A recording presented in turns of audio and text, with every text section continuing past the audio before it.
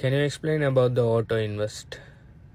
Okay auto இன்வெஸ்ட்டுங்கிறது ஒரு ஈஸியான ஒரு இன்வெஸ்ட்மெண்ட் ஸ்ட்ராட்டஜி ஒன்று தான். ஓகே, ஸோ இது சிம்பிளாக சொல்லணும்னு சொன்னால், ஓகே, என்ன நடந்தாலும் சரி ஒரு குறிப்பிட்ட பீரியடுக்கு குறிப்பிட்ட அமௌண்ட்டை கண்டினியூஸாக ஏதோ ஒரு குறிப்பிட்ட கோயினை வாங்கிட்டு போகணும். அதோட மார்க்கெட் மேலே இருக்குதா கீழே இருக்குதா அப்படின்னு சொல்லி டெக்னிக்கல் அனாலிசிஸ் பற்றி கவலைப்பட தேவையில்ல. நான் லாங் டைமுக்கு ஒரு கொயினை நான் அக்யூமுலேட் பண்ணணும்.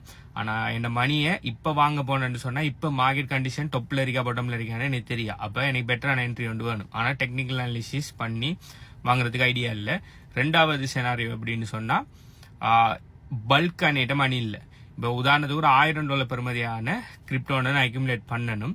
இப்போ நீட்டு $1000 இல்லை, ஆனால் கொஞ்சம் கொஞ்சமாக கிராஜுவல் ஆனிட்ட பணம் வரும். அதனால ஒவ்வொரு நாளும் ஒரு $10 என்னால் அக்யூமுலேட் பண்ணி $1000 அக்யூமுலேட் ஆகிற வரையும் அக்யூமுலேட் பண்ணணும். அப்படி இல்லாட்டி எனக்கு ஒரு 365 நாளைக்கு கண்டினியூஸாக ஒரு கிரிப்டோன்னு ஒரு $10 அக்யூமுலேட் பண்ணணும். அது மேலே இருக்கா கீழே இருக்கா ஐ டோன்ட் கேர், பட் கண்டினியூஸாக நான் அக்யூமுலேட் பண்ணணும். நல்ல ஃபண்டமெண்டல் இருக்க கிரிப்டோவை. இந்த கன்செப்டுக்கு ஒர்க் ஆகிற ஒரு trading strategy, kind of trading போட்டுன்னு சொல்லலாம் தான் இந்த ஆட்டோ இன்வெஸ்ட். ஸோ இந்த ஆட்டோ இன்வெஸ்ட்டுங்கிறது நிறைய ப்ரைவேட் போர்ட்ஸ்லையும் கொடுப்பாங்க, அப்படி இல்லாட்டி எக்ஸ்சேஞ்சுலையும் கொடுப்பாங்க இந்த ஆட்டோ இன்வெஸ்ட் கன்செப்ட். ஸோ நீங்கள் என்ன செய்யணும்னு சொன்னால் ஸ்டேபிள் கோயினை முதலாவது கொண்டு வரணும். ஓகே, நீங்கள் மொத்தமாக கொண்டு வந்தாலும் சரி கொஞ்சம் கொஞ்சமாக கொண்டு வந்தாலும் சரி ஸ்டேபிள் கோயின் இருக்கணும். இந்த ஆட்டோ இன்வெஸ்ட் நடக்கிறதுக்கு ஸ்டேபிள் கோயின் USDC சம்திங் கொண்டு வந்துட்டு நீங்கள் சொல்லணும். ஓகே, எவ்ரி டே நீங்கள் ஆட்டோ இன்வெஸ்ட் பண்ண போறீங்களா, அப்படி இல்லாட்டி எவ்ரி மந்த் பண்ண போறீங்களா, எவ்ரி வீக் பண்ண போறீங்களா, இல்லாட்டி ஒரு நாளைக்கு 2 தரம் பண்ண போறீங்களா, இல்லாட்டி எவ்ரி ஹவர் பண்ண போறீங்களான்னு சொல்லி அந்த பொட்டுக்கிட்ட சொல்லணும். எவ்வளோ காலத்துக்கு பண்ண போறீங்கிறதையும் சொல்லணும். நீங்கள் ஃபிக்ஸ் லிமிட்டும் கொடுக்கலாம், இல்லாட்டி கண்டினியூஸாக லைஃப் பூரா நான் கொடுக்கணும், நான் நினைச்சா ஆஃப் பண்ணிக்குவேன்னு சொல்லி அப்படியும் கொடுக்கலாம். கொடுத்து போட்டு நீங்கள் ஸ்டார்ட் பண்ணீங்கன்னு சொன்னால், இன்றைக்கு உதாரணத்துக்கு பிட்காயினை ஒவ்வொரு நாளும் $10 வாங்கணும்னு சொல்லி நீங்கள் கொடுங்கன்னு சொன்னால், நீங்கள் இப்போ கொடுக்குற டைம்ல இருந்து ஒவ்வொரு நாளும் $10 அதே சேம் டைமுக்கு 24 ஹவரில் வாங்கிட்டே இருக்கும். இன்றைக்கு $10 வாங்கல, இன்றைக்கு உதாரணத்துக்கு பிட்காயின் ப்ரைஸ் 65,000. இப்போ நாளைக்கு அதே மாதிரி $10 வாங்க, அந்த டைமில் பிட்காயின் ப்ரைஸ் மேபி 70,000 இருக்கலாம். திரும்ப அதே மாதிரி அதுக்கு அடுத்த நாள் என்ன செய்யும், திரும்ப ஒரு $10 வாங்கல, மேபி பிட்காயின் ப்ரைஸ் 50,000 இருக்கலாம். இப்போ நீங்கள் பிட்காயின் வாங்கினீங்க 65,000, 70,000, 55,000 வாங்கினீங்கன்னு சொன்னால், இந்த 3 சேம் அமௌண்ட்டுக்கு வாங்கினீங்க $10. இப்போ டோட்டலாக $30 வாங்கினீங்க. இந்த $30 எந்த எவரேஜ் ப்ரைஸை வாங்கினீங்கன்னு சொன்னால், அந்த 70,000, 65,000, 55,000 ஏதோ ஒரு நடுவில் ஒரு உதாரணத்துக்கு ஒரு எவ்வளோ 63,000 சம்திங் அந்த ரேஞ்சில் ஒரு எவரேஜ் ப்ரைஸ் உங்களுக்கு கிடைக்கும். ஓகே, ஸோ நீங்கள் மொத்தமாக அந்த $30 ரெண்டாவது நாள் வாங்கியிருப்பீங்கன்னு சொன்னால், நீங்கள் மேலே டொப்பில் வாங்கியிருப்பீங்க 70,000 வாங்கியிருப்பீங்க. ஸோ இப்போ நீங்கள் 3 உடைச்சி 3 நாளில் வாங்கினதால இப்போ உங்களோட எவரேஜ் ப்ரைஸ் 63,000.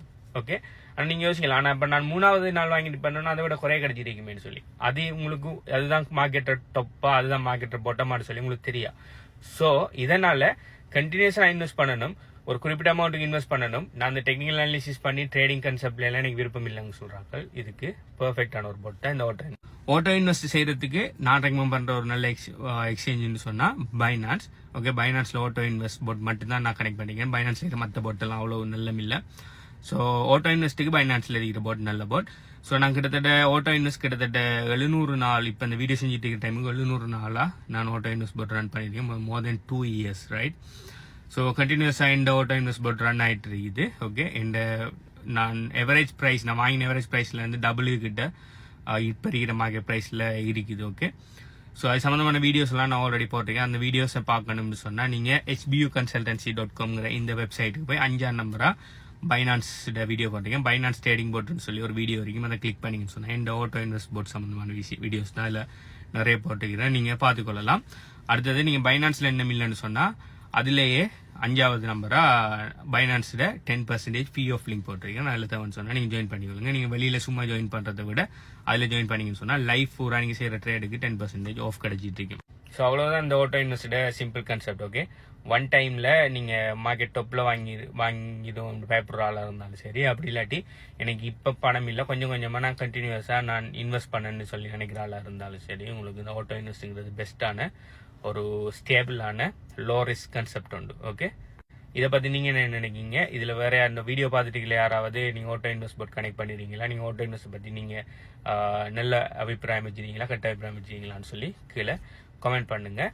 மேலதி டீடைல்ஸுக்கு இந்த hpuconsultancy.com போய் அதில் இருக்க ஃப்ரீ கம்யூனிட்டியில் ஜாயின் பண்ணிக்கொள்ளுங்க. பை.